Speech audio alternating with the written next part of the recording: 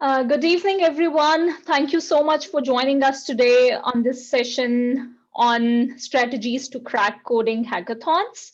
My name is Ifrah, and I'm the moderator for today's session. As you know, we are in the 9th week of ISDAIOT symposium, and this is the professional development session. As for a bit of my introduction, I am a second year PhD student at the Department of Electrical and Electronic Engineering at the University of Melbourne. And I am the chair of IEEE Women in Engineering at the University of Melbourne Student Affinity Group. I am also the Women in Engineering Coordinator for IEEE Industry Application Society Victorian Chapter. I've been programming for more than a decade and love to promote coding for STEM challenges. As for this session, since we are going to talk about hackathons, so we know hackathons are well established in today's world and have proven to be very popular for a variety of reasons among students, graduates, professionals, and other tech enthusiasts. The business, companies, and sponsors usually organize these challenges with an aim of recruiting talent for IT-related work, while simultaneously transforming the promising prototypes into finalized products. In a hackathon, the time limit requires participants to distill their visionary ideas down to actionable alternatives. IEEEXtreme is one such global hackathon challenge in which teams of IEEE student members compete in a 24-hour time span against each other to solve a set of programming problems. In this session, we are going to present you an opportunity for knowledge sharing from the winners from IEEEXtreme 14 participants of the Victorian section. They will share with us tips to crack coding hackathon. We have an awesome panel today with us who is going to talk about hackathons and how to win them. So we have Ali Toosi, Jackson Goerner, Jared Collette, and Sunny. So I'll start with Ali to introduce himself, and then we'll go one by one to over all the panelists. So over to you, Ali. Thank you. Hi everyone, my name is Ali, and I'm a computer science student at Monash University. So this was the second year I participated in IEEEXtreme. The first time was last year, IEEEXtreme 13. Thankfully, in both years, we ended up in the top 100 teams. And other than IEEE, I have also competed in a lot of other competitive programming contests in the past few years of my studies. And we have also organized some contests, and we've been problem setters for some contests along with Jackson, who will introduce himself later. And we are here to have a chat about this competition and other competitions in general. Thank you. Yep, so, sorry. I'll start then, I Yeah. guess. Yep. I'm Jackson. Yeah, I've just recently completed an honours in pure mathematics at Monash, and I guess the rest of the information is going to sound a lot like Ali's because I've competed in IEEE past 2 years in a team with him. I've also competed in ICPC and a few other competitions, and also some mathematics competitions as well. I've also set some problems for different contests with Ali. And I'm generally just interested in combinatorics and programming and sort of anything in between there. But yeah, that's me. Thank you, Jackson. Over to you, Jared. Hi, everyone. It's nice to meet you. Thanks for attending the session today. I think it'll be a really good one. My background is that I am in my final year of my PhD, and I have a background I'm currently in biomedical engineering. So I have an engineering background, and I've been programming for close to 10 years. I started off with C++, and then worked with that for 2 years before eventually moving on to mainly MATLAB. And then now these days, I finally settled on Python. So that's kind of Python's basically my home now. So yeah, this is the first time I participated in IEEEXtreme. I basically did this competition solo, and still, yeah, had a lot of fun with it. Ended up placing second in the Victorian branch, and yeah, happy to share my experiences with everyone today. Awesome. So now if Sunny can introduce herself, please. Hi everyone, I'm Sunny. So my background is I recently graduated from the University of Melbourne from the Department of Electronics and Electrical Engineering. So my research interest is including the silicon photonics, plasmonics, optical electronics devices, but not with much involvement of the coding or the programming in my past study. I'm a member of the IEEE and a member of the Women in Engineering as well. So I received the Women in Photonics travel grant in 2017, and I traveled to the IPC in Orlando, Florida, USA to deliver a oral talk. So for me, as a starter of the coding sort of a situation, it's my first time joining such competition, like with a 24-hour extreme and hard questions.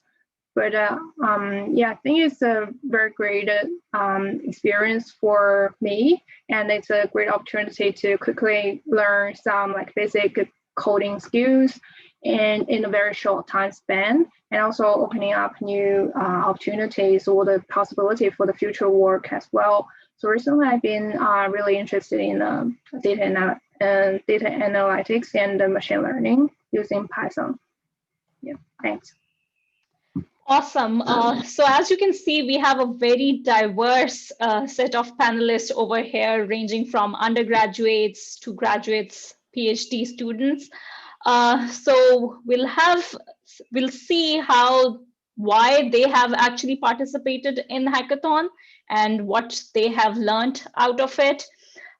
So we'll get this from different perspectives. So maybe we'll start with this question actually, that I have already shared the benefits of participating in hackathons, but what was your motivation in participating? So if anyone can start, or maybe Sunny, since she has already highlighted her motivation to join Hackathon for the first time, so she can start with it or elaborate on it more. So I think join this particular hackathon, actually it's quite random. So that was a day, after work, I saw the email say, okay, here is a Xtreme session, and encourage everyone join. It doesn't really require you have a pre-experience. So that's the point. I think, okay, I want to learn Python, and I want to have some engagement, and also there is a training session beforehand so that I can catch up some a skill set. So that's why I apply, and then Noor replied me. I said, okay, oh my friend, and then I decided to join. Yeah, so at the beginning it's quite simple. So I want to learn. So I think it's the opportunity. So that's why I started. Yeah, that's from my part. Great. So others, please. I think I can continue on there and say, for me, the first time I participated was, I think, one of the last years of high school. And it was why not? There is a competition, there is an opportunity, there's a fun event. So why not? And I participated in a few competitions, and over, I found that there is actually a lot of benefit into these competitions, into these type of events, which we will go through in the session. So because of that, I just kept, participating in these type of competitions in university and as I went on with my course. And I hope I will continue to do so in future years, even though I'm not studying anymore. But yeah, I think that was mostly from me. Yeah, something that really stood out for me was that these events are just really fun.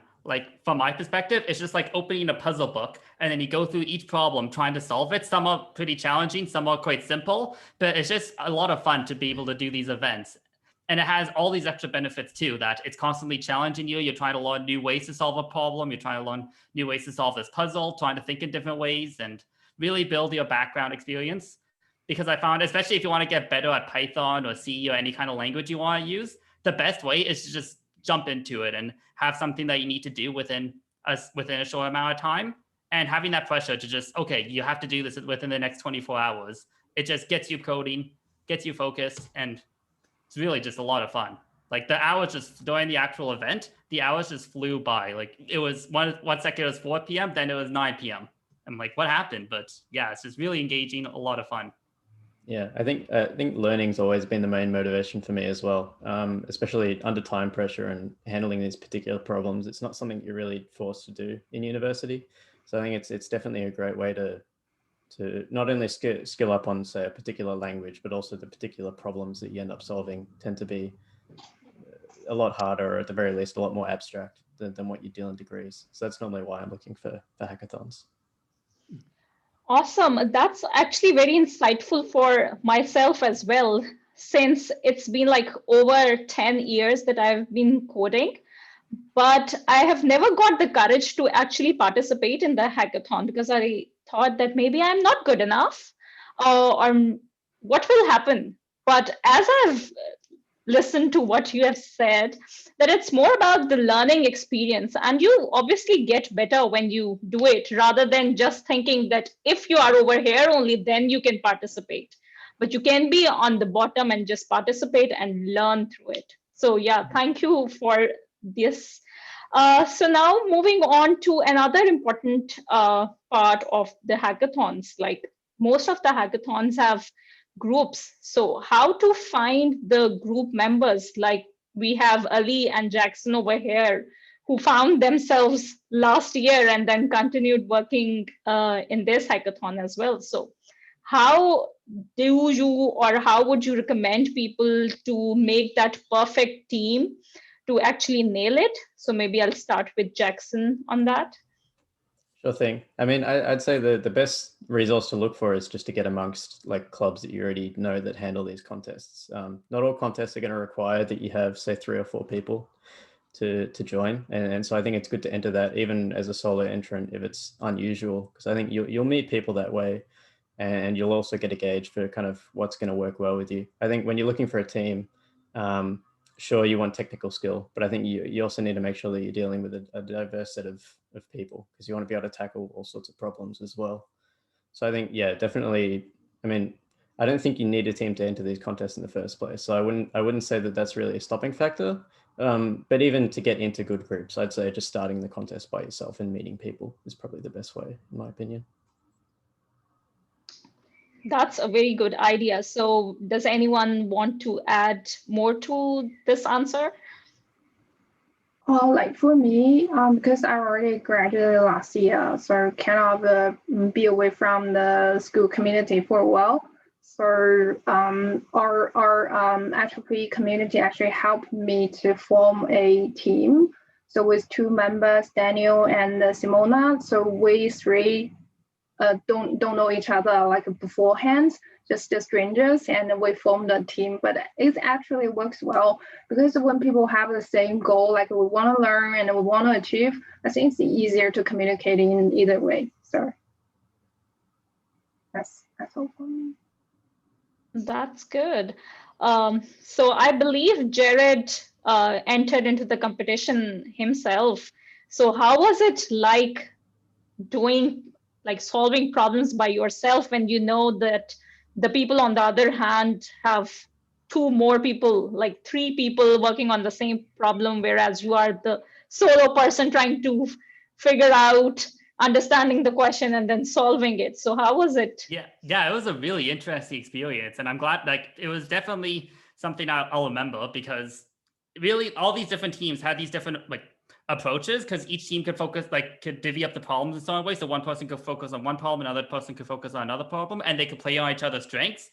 As a solo person, you really had to think about how you want to manage your time. So in particular, you look at all the problems, and there are different percentages. So some problems would be solved by a lot of teams, and some problems would be solved by a little amount of teams. So really just focusing on those problems that have been solved by a lot of teams, because you can't solve every problem as a solo person. So just focusing on which problems are being solved, knowing that it's probably easier than the other problems, and really focusing on that. The other part is really playing to your strengths. So these contests kind of tackle a wide variety of problems. So some will be on, let's say, number theory or computational geometry or like graph theory or some kind of combinatorics. So really trying to focus on problems you're good at, because there's some areas you'll be strong at and some areas you won't be as strong as. So really trying to think about how you want to break up your time and focus on just specific problems. And then in the contest, I didn't really think about the other teams having multiple people. It was just really me doing a competition. The other teams didn't matter as much in terms of just do what I can and have fun in the meantime. So right. So again, the point was to learn and have fun rather than focusing on winning the competition. Yeah. Yeah. So any other suggestions, like where in the competitions you have participated yourself and thought about winning it and ended up winning it or something like that? I think even like from the perspective of just trying to learn, I think tackling interesting problems first is a good approach. Maybe not easy problems, but problems that you think, I mean, you find the solution interesting, because even if you bang your head against it for half an hour, I think at the end of the competition, the lesson that you learn from that is a lot easier to remember if it's a problem that you're actually wanting to solve rather than just going through the easiest ones. Yeah. No, yeah, I actually do agree with that, because there were a few problems that were really like interesting to me, and I probably spent many hours on a single problem, not because necessarily it would get me a lot of points, but because by the end of it, I'd actually learned a new concept. And most of it was just watching, like taking a break from the competition, watching videos, reading papers or reading websites, just trying to learn more about that particular question. That's a very great perspective of looking into it, which I have personally never thought about it, or maybe our attendees have. But yeah, thank you for saying that, Jackson and Jared. And as for our attendees, please feel free to share your comments or ask questions so that we can incorporate them over here rather than asking in the end. So please feel free to use the Q&A or the chat boxes. Okay, so moving on to Sunny, since our IEEE University of Melbourne, we have arranged the practice sessions that you have attended. So would you like to share how that has helped in the competition, or were they really prepared for the competition, or did they need some improvement, or your experiences in general? Thanks, Ifrah.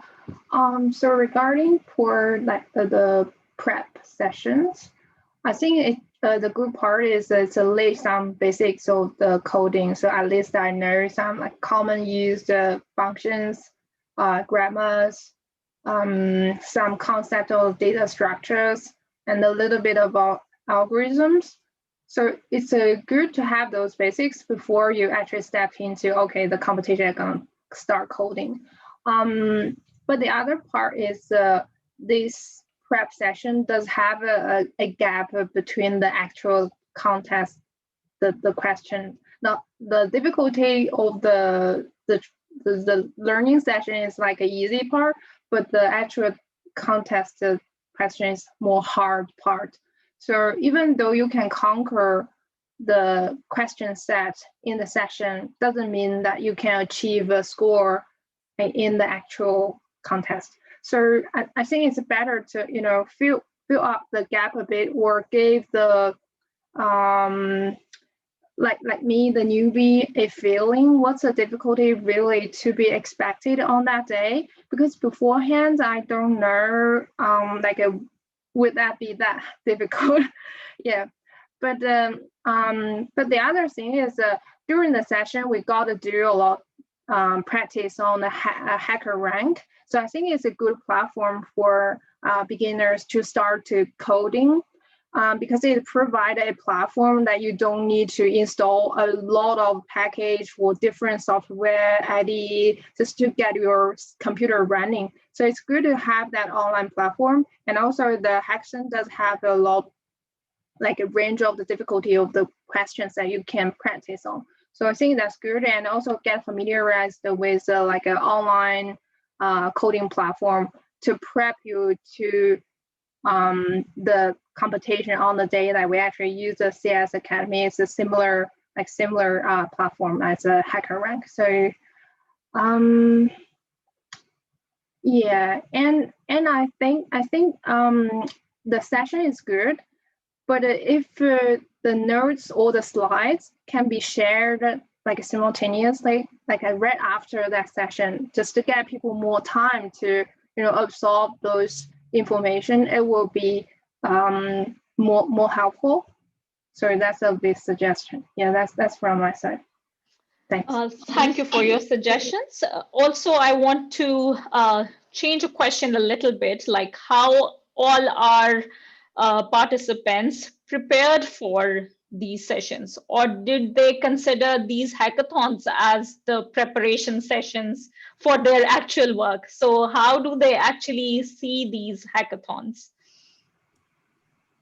Yeah, so one of the best things you can do is just practice, practice, practice. So these type of competitions are really popular. They're all different types of competitions, but it's very much, there's plenty of practice problems online that you can look at. And one of the best things you can do is after you try a problem, either whether or not you can solve it or you have issues with it, a lot of these websites will have other people's solution also there, or people within the comment section will post their codes. So one of the best things you do is to don't look at the code to start with, but try and figure out as much of the solution as possible and then compare your code, because you can learn a lot by comparing what you've done to other people's problem. You can think about how they thought about it differently. You can maybe learn a new function that made things a lot simpler. You can think about why they were able to solve it faster or whatnot. So just comparing your code to other people's code is an excellent way to learn and build on your own coding skills. Yeah, and maybe to piggyback on kind of the usefulness of those online judges, I think even just like if you're looking to skill up on a particular set of problems, it's very easy to just search for, oh, I want to do graph theory problems today, or I want to do dynamic programming problems today. So I'd recommend that strategy of giving the problem a go and looking at the tutorial, and even you can look at specific algorithms and then go through tutorials for that as well, alongside that. Awesome. Ali, would you like to add on it? Yeah, sure.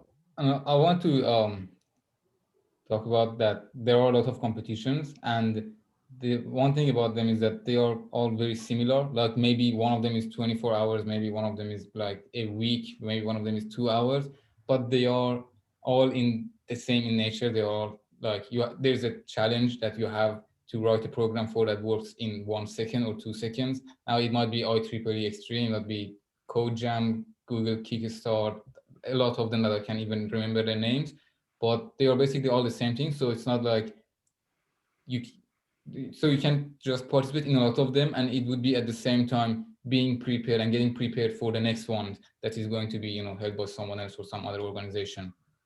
So yeah.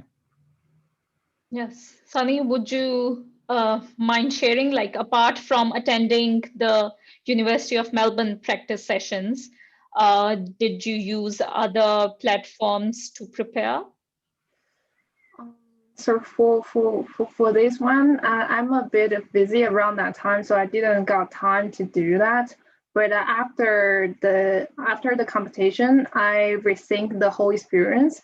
So I have such suggestions for the beginner, just like me. So you might not have a lot like coding experience beforehand, but you want to quickly absorb like the foundation to help you smoothly start the competition. So I would suggest just to have do some online courses. So those foundations about like data structure, algorithm, just to get your mind prep and know what's already all there. Because like the data structure, if you use the correct data structure to solve some type of the question, it will make your code much more easier to structure, and also save a lot of time processing. Like the competition question, it has the memory and the running time limit. If you just want to do it with a silly method, it might not pass. It'll give you zero score. So there is no meaning to do that way. So it's better to know like what's the data structure suitable for what kind of a question, and what kind of algorithm will best fit it for what type of question. So if you have those things in your mind and you learn it through the online courses, most of them they will fit it with some example. They will help a lot rather than just I just start coding and your answer doesn't pass. So yeah. Yeah, besides that, practice makes perfect, I think. Yeah. So after you honing those background knowledge in your mind, and then you can start to practice. But when you use those online like training or the practice website, like a HackerRank, like Jared just said that in a comment, a lot of people posted their code. So when you got stuck, you can definitely gotta pick, see like how the other doing it. Don't spend like a tons of time just trying to figure out yourself, but you're like wasting like several hours on a simple question, just need a little tweak. So it's better to have some reference when you do the practice. It will speed up your practice a lot. But when you get to the actual competition, you might not be able to find some reference. Then that's where you should rely on your own feet. But I think most important part is get your feet wet. So it's the really hard part is the first step to actually jump into the HackerRank, start code on the first question. I think that's the most difficult part. Yeah. Awesome. That were like great suggestions that you have shared with us.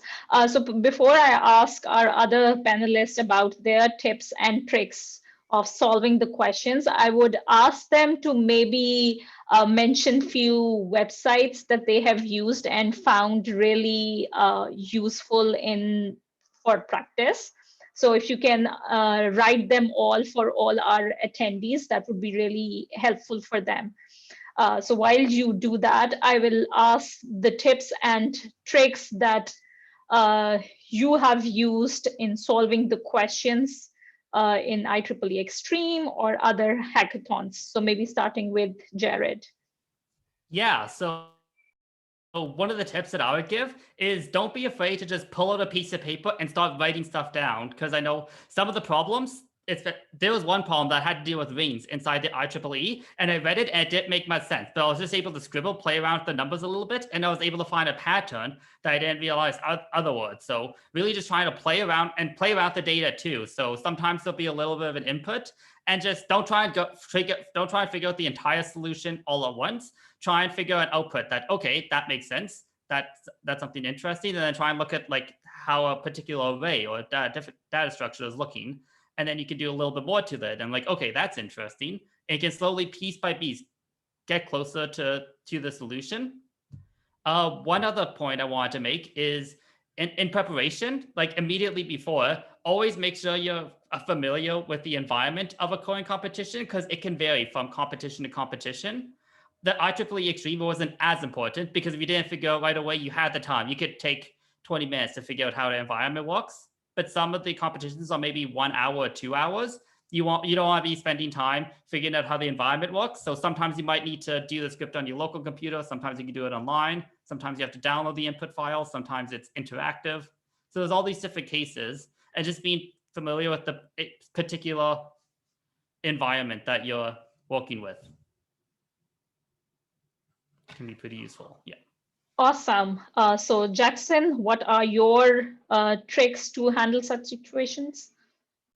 Yeah, so definitely +1 on writing stuff down on paper. That's probably the biggest skill you get, and especially with these hackathons where you have access to like the internet and searching up problems. Doing that also makes it a lot easier to abstract away some of the details of the problem that's not necessary, and it makes it a lot easier to say search for a solution. If you try representing it on paper as like a graph in a particular problem, then you might be able to realize, oh, this is bipartite matching, or this is, flow through a graph. And it makes it a lot easier to then find some sort of existing algorithm or plug in something that you already know, given that you've written that down. Yeah, otherwise I think preparation is probably the main thing. Getting yourself familiar with those sorts of problems makes it a lot, you're a lot more confident coming into the competition, and it means that you can code faster, and oftentimes you'll come up with kind of nice algorithms faster as well.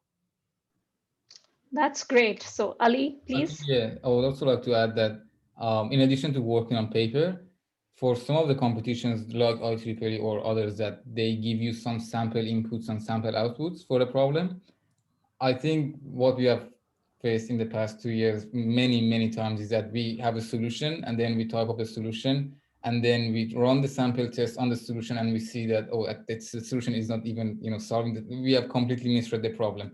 So I think one other thing after you're done finding a solution on a piece of paper is actually test your solution with the sample tests that you have still on a piece of paper, and then you can make sure that you have understood the problem correctly and your solution is handling the cases, and then you can start writing the code. But definitely writing the code is the last step in the process of solving a problem. Awesome. These are some great suggestions, and I hope our attendees would benefit from them all. So we have a question from one of our attendees that how did you all manage to participate in the hackathon with the semester or work-related deadlines? So no one wants to answer first. I think, at least for me, I'm not speaking for everyone, but it is not like I'm studying 24 hours a day. I think we all have like a couple of spare hours each week, so we can use those to participate in these type of competitions. Now, for something like IEEE, which is 24 hours, might be a bit trickier, might be a bit harder. I think Jackson and I both had a deadline very close to the date of the competition. But yeah, it is fun enough, to put the effort, put the time, you get less sleep for 1 or 2 nights, and then continue doing the studies. I think perspective is an important thing when it comes to kind of justifying this time as well. If you're viewing as a learning experience, saying, oh, maybe I'll chuck in 2 or 3 hours to this and see how I go, it's a lot easier to fit it into your schedule than saying, oh, there's this massive, 1 or 2 day long competition and it's going to make me flat out and lose sleep for the next week. So I don't really want to do it because it's going to affect my work. So I think definitely, like, even just outside of trying to manage your time, just viewing it as a learning experience helps. Jared, Sunny, do you have something to add to this? Kind of the simple points that Jackson and Ali added is that, yeah, just trying to think ahead, trying to manage your time, and knowing that, okay, knowing a few weeks in advance. I can't remember exactly how long before the registration was, but just knowing that, okay, that day is just going to be for a coding day. It'll be a great opportunity to learn. I'll have everything prepared. I'll have all the food I need, everything taken care of. It's just a matter of, this is what I'm going to be doing that day. It's no different than planning like a weekend camping trip or doing like a day event. It's just, okay, we're doing this fun event on this particular day, and then we'll just see where it goes from there. Yeah, I'm totally agree with other panels because the test date like a way long like before, so you can play ahead, just plan everything and clean up the calendar for that weekend. Say, okay, I'm gonna just push out all the like hang out with my friends, other things away because I want to stay focused. And yeah, just like Jared says, it's like a camping trip or like a day trip. It's just to go out for a day. Yeah. But I think besides all these things, is the other thing is also important to prepare is your mindset, because this is my first time joining that 24-hour competition. Like I have no experience like to keep my mind sharp or like my brain working for such a long time. So I couldn't stay up for 24 hours, obviously. So I planned I will sleep for like a 6 to 8 hours. It depends on my own feeling. But for the rest of the time, I think you better plan how you're gonna eat, how you're gonna drink, like maybe set a timer. So when you start a competition, you might forget to drink or to eat. So that will end up like a brain dead at a point. So it won't function as what you want. So it's better to like a plan, not only like before the competition, but also plan for exactly on the day, on the competition, like how you're gonna structure your time. Yeah. That is actually a very good point that you have mentioned. Like brain dead, I actually experienced.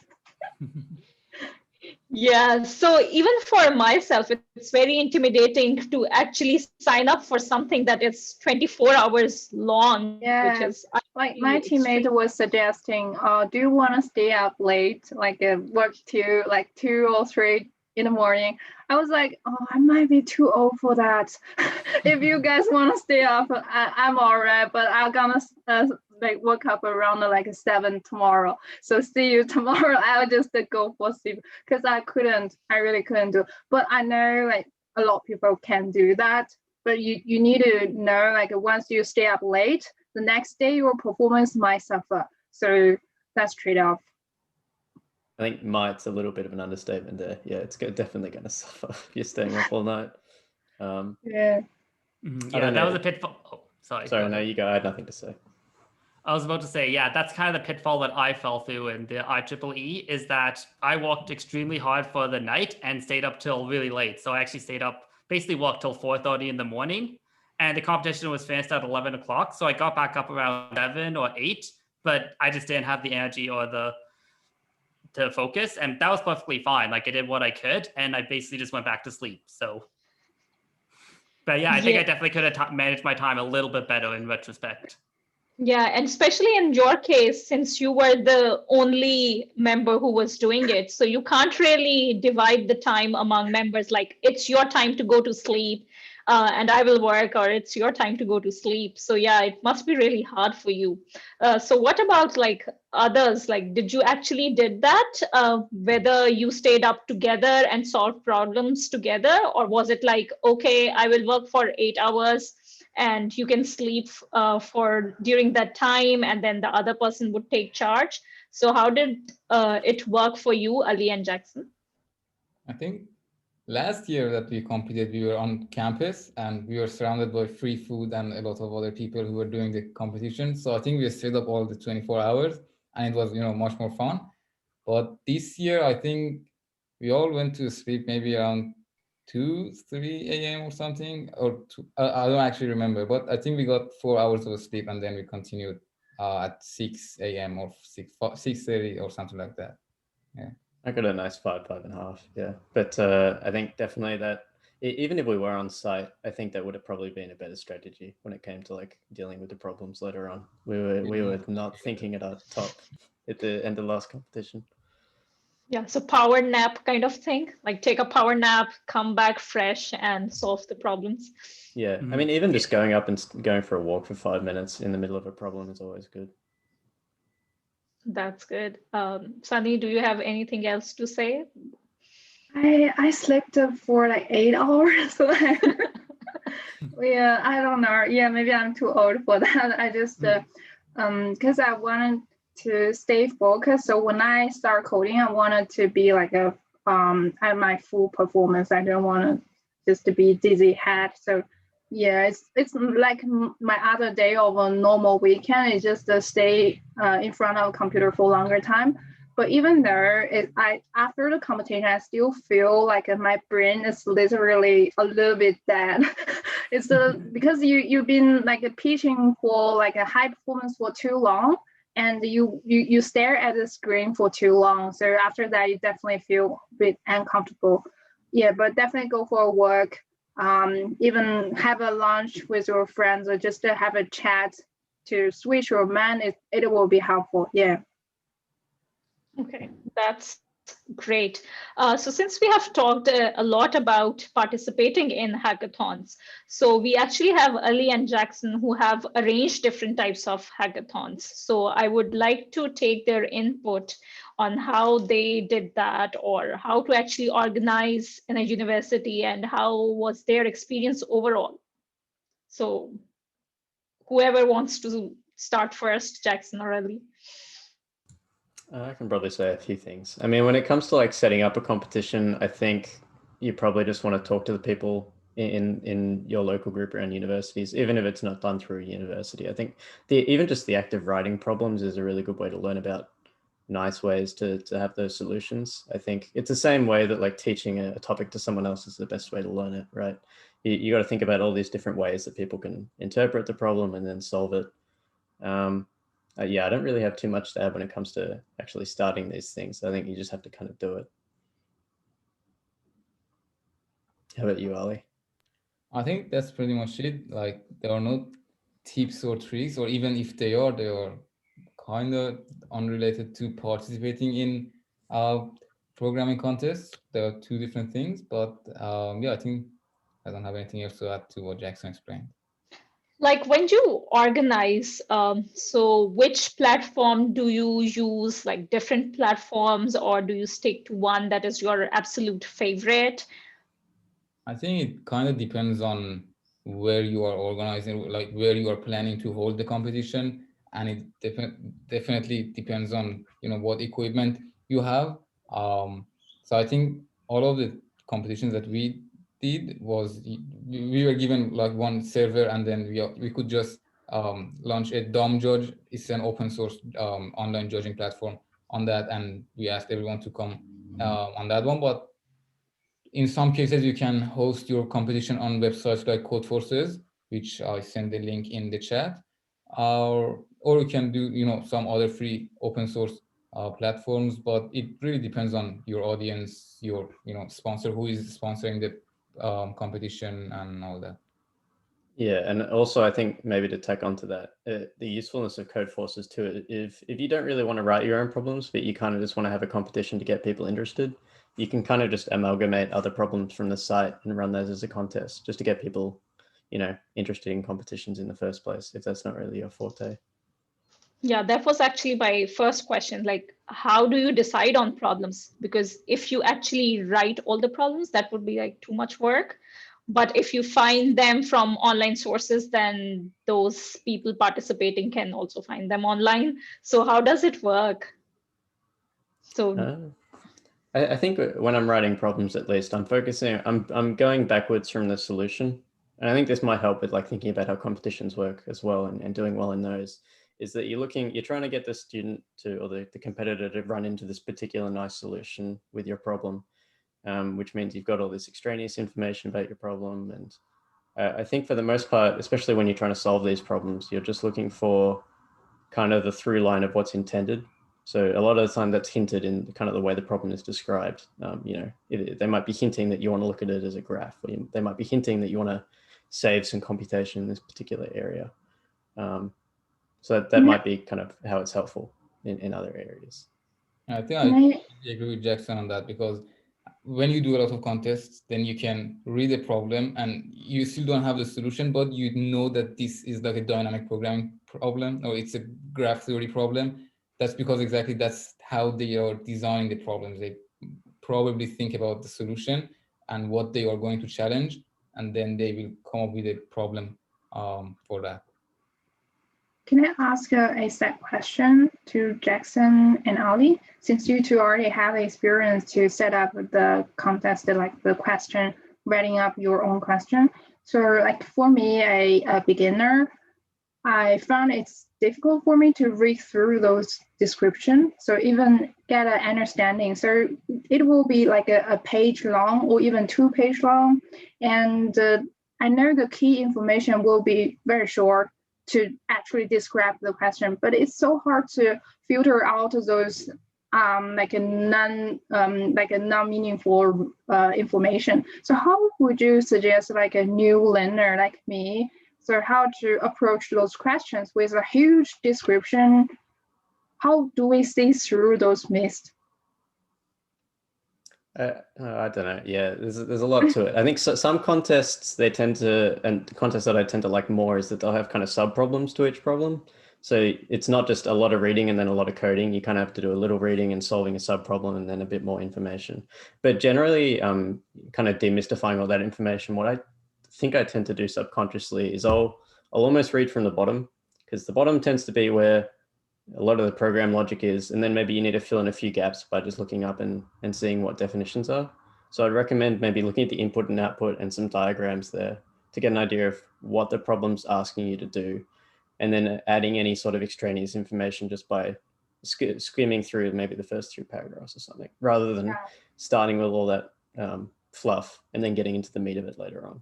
Yeah. Also, I see those questions say, so like you said, maybe it's a graph problem, maybe it's like a funny in the best class or something, and trying to put it in a context, making it harder for everybody to understand. Somebody using like a Warcraft, you know, that question.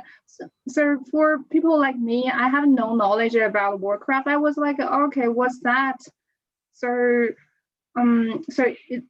does people, I mean, the committee do that deliberately, want to make the question like harder for people to understand? I think the goal maybe is not to make it harder to understand, but it's actually demonstrating that this can be an actual real life challenge that you might have in the software or in some. It's a real life Animal Crossing question. Yeah, but yeah, I know sometimes they are just, you know, too imaginary. I don't know what the reason for that, but it would be kind of like when you have just the question is like, this is the graph, do these operations on this graph, and that's the whole problem. Like that would be easier to understand, but maybe it's not as less bad. fun. Yeah. And what I do about the long question is something similar to what Jackson explained. And I just read the question first for once, and then I see what it is that the question is asking me, what is the ultimate thing that they want me to implement. And once I've read that, then I go back and start reading it again to, you know, note that special like key notes that they have in the text, the thing that you should notice, otherwise you would miss something about the problem. So reading the problem twice sometimes helps. Yeah, I think for that CS Academy, so the good part for the Xtreme is that someone at the back end actually can reply your question, because some of the question we do have different interpretation. Even with the example they're giving, I don't even understand how the example ended up with that results. So we can tap the like a confusion into the chat box, someone will reply you. So I think that's a good point. Like, because yeah, like me, I don't have much experience. If I don't have like a pre-contested experience with like a wide range of the question, I already know, okay, I see this question, this is asking me to do that. If I don't have such mindset, I will be losing. So yeah, that's from me. Yeah, so maybe this type of things would require practice. So like as you would practice, you would know that what this fluff is about. So yeah. Really? You're like picking up the branches. I was like, okay. That's true. Okay, so now we have questions from our audience as well. So one question is, what's the motivation to keep participating in the hackathons? So maybe Jared? No, that's a good question. And I find, I mean, I've only done one proper competition. Like I've seen these type of competitions for a while, but I definitely want to keep doing them. And I think it actually relates to the other question in the question and answers, but it very much helps build towards my career, because even some of the things that from the IEEEXtreme, I've actually already used within my PhD and my graduate studies. And you're finding that more and more fields are needing to use coding to be able to solve problems. So a wide range, from biology to business to any kind of mathematics, coding's becoming more part of everyday life. And these competitions really help build, like it's building on that learning experience. So you learn different techniques, you learn all these algorithms on how to solve problems. And then you realize that those problems are very much applicable to real life problems. So for example, for my data, I needed to parse a bunch of files and then extract information. That's all stuff that was very much related to some of the problems that you do in these coding competitions. So there's a lot of opportunity to kind of build your skills, which can be used for different careers. Awesome. Would anyone like to add to it, or should we move to other questions?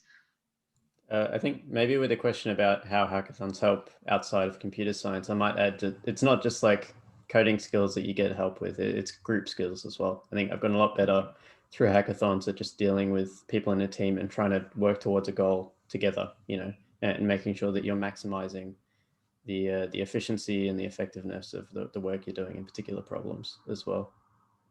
Yeah, so it's more about a teamwork. So it helps with the teamwork, also improve your programming, problem solving skills and critical thinking. So which is transferable to other careers as well, not just for computer science. So it's not all about coding, it's about these other skills that you get on your way as well. Yeah, so there is another question. Would you please elaborate on what are the good team dynamics for smart management in hackathons? So would anyone like to answer or go first? I mean, I guess one thing that you kind of focus on when it comes to managing a team in hackathons and competitions is there's a big focus on actually being able to communicate the problems to each other. I know at first when I was doing contests with Ali, we'd kind of just do our own problems, and then either we got it or we didn't. And it's kind of just like we're three solo competitors in the competitions. But I think nowadays we're a lot better at still we'll say like, okay, you do this problem and you do this problem. And we have a good idea of kind of who's good at what. But if we get stuck, we're always asking each other, oh, hey, can you kind of look at what my idea is here? Can you read the problem? Have you got similar thoughts? And a lot more like drawing as a group and kind of understanding the meat of the problem. Awesome. Anyone else want to give their input?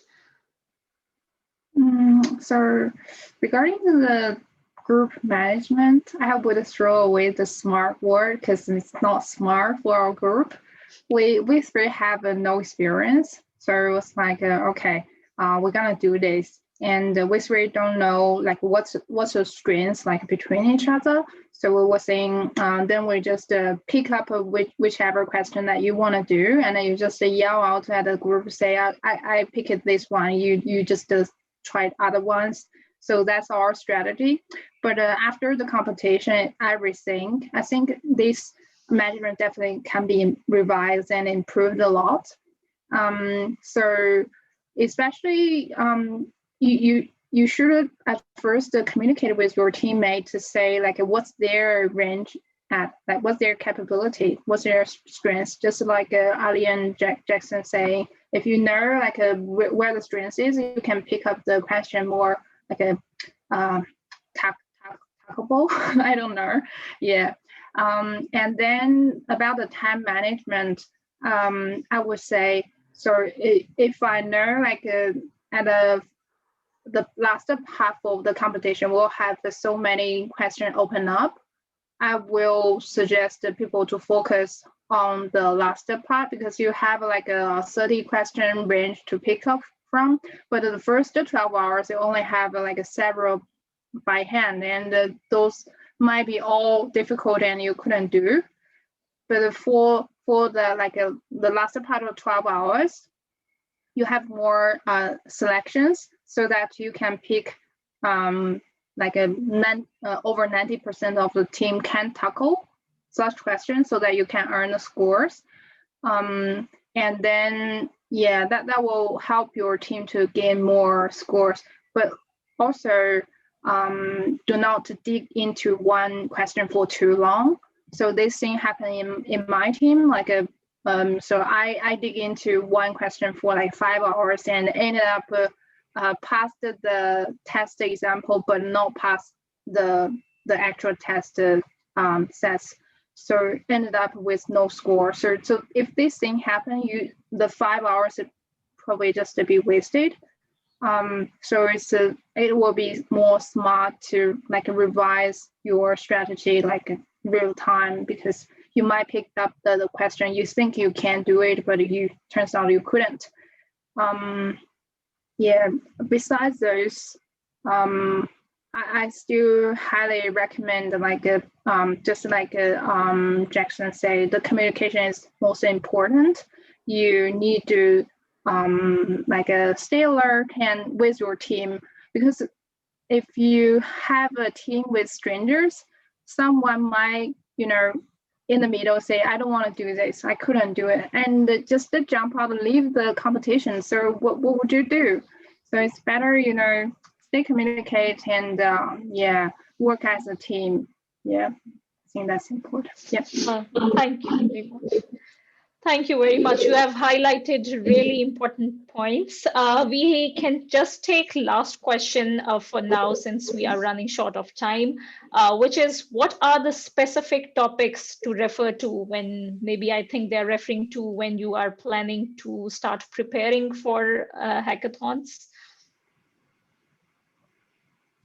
I think you can point out some specific topics for different competitions that people tend to, put more problems about those.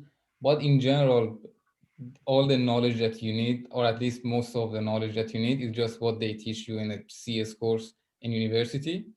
But the point is, knowing all of that knowledge will not help you to get the problems, because it's not like a university exam that you can read all of the materials the night before, the week before, and then you go and like ace the exam. That doesn't happen in a competition, because knowing all of the materials is just the beginning, and it's just the first step. The next step is to somehow use these things that you know, combine them together, put some ideas into it in order to write a program that does something specific very fast. So that's the basic thing. So you have to just study everything that they teach you at university, basically, and then start practicing with those things. Start solving problems, seeing different ideas on the websites that were introduced in the chat, and that would definitely help, to get started for competitions like that.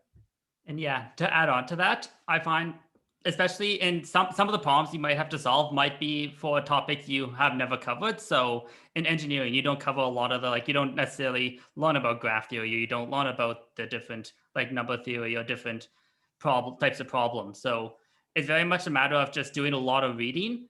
And I find for my style is I do a lot of back and forth. So I'll look at a problem, I'll try and solve it, and then fail, and then do a lot of reading. So then learn the theory, and then go back to the problem, and then try and resolve it with my new knowledge.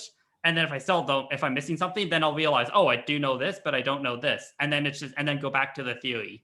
So it's a matter of trying a problem, going to the theory, going to the problem, going to the theory. So it's very much back and forth between the two for a particular topic. Well, one other thing, I guess, is kind of niche that I've used is that if you're looking at the algorithms that you might learn in, say, a CS course, if you look at the Wikipedia entry for those algorithms, oftentimes they'll have a section on other problems that can be solved using this as some sort of abstraction. So one of the examples is flow algorithms you can use to find vertex disjoint paths or edge disjoint paths in a graph. And that's not something that you'd learn in a CS course, but you already know the algorithm, you just kind of need to connect that dot. So I'd recommend kind of looking at your algorithms, and seeing kind of to what extent they can already be used to solve other problems. Because a lot of the times problems will it'll use, 3 or 4 algorithms out of 20 problems on a contest. They just use them in different ways. Yeah. Awesome. Thank you so much to all of you, our panelists and our great attendees for the questions. So to wrap up all of this, or to summarize what we have discussed, is just to take that leap of faith and just decide that you're gonna participate in the hackathon, and then practice. So consider it as a learning opportunity and a way of having fun rather than just trying to win the competition. So that's the main key idea, at least the one that I have got. So thank you so much. Again, it is a great pleasure for the ISDAIOT team to organize this session. For the next sessions, we have technical sessions till next Wednesday. So the next talk is on Tuesday, 1st December at 5 p.m. by Massimo on the topic Arduino for data analytics, IoT, and AI. This will be followed by another session again on Tuesday at 6:30 p.m. by Dr. Mislish from the University of London on the topic IoT in Healthcare 5.0. We are all looking forward to seeing you again on Tuesday. Until then, keep well and stay safe. And I thank you again to all of my participants and panelists. Thank you. See you. Thank you. Bye.